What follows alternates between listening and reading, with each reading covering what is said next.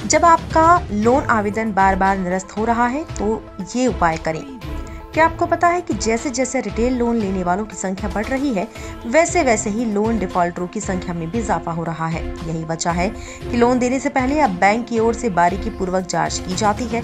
यदि आपका भी लोन आवेदन किसी बैंक द्वारा निरस्त किया गया है तो आपको उसके पीछे के कारण के बारे में अवश्य पता लगाना चाहिए और भविष्य में वैसी गलतियों को दोहराने से बचना चाहिए। देखा जाए तो जब हमें पढ़ाई करने, मकान बनाने, घर खरीदने, किसी व्यापार की शुरुआत करने, नई कार या अन्य वाहन खरीदने या फिर अन्य बड़े काम के लिए रुपयों की आवश्यकता होती है तो हम लोग लोन का सहारा लेते हैं। इसके लिए हम लोग अधिकांश बैंक का ही रुख करते हैं, लेकिन अनुभव बताता है कि कई लोगों के लोन आवेदन बैंक द्वारा निरस्त कर दिए जाते हैं। मसलन कई लोगों के साथ लोन आवेदन निरस्त करने का प्रकरण लगातार चलता रहता है।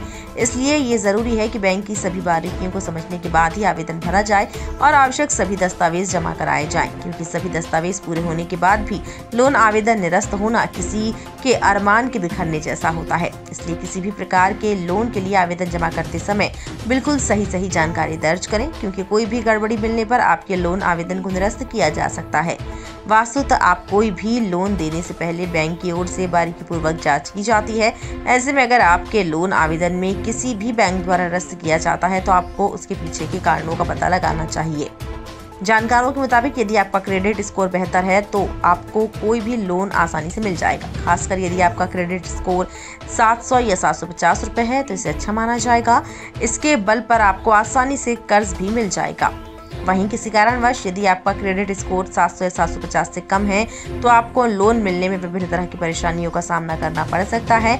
ऐसी स्थिति में सबसे पहले आपको अपने क्रेडिट स्कोर को बेहतर बनाने का काम करना चाहिए।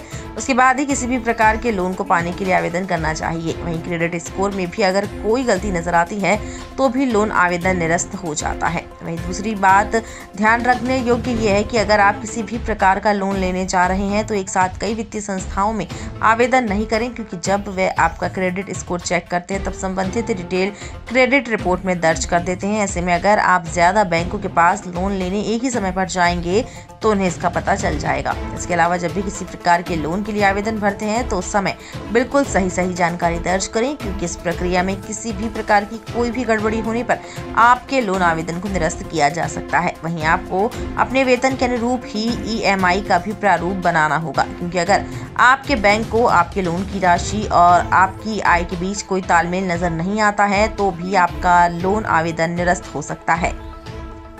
ABC न्यूज नेटवर्क, अतुल्य भारत चेतना के लिए दिल्ली से ब्यूरो रिपोर्ट।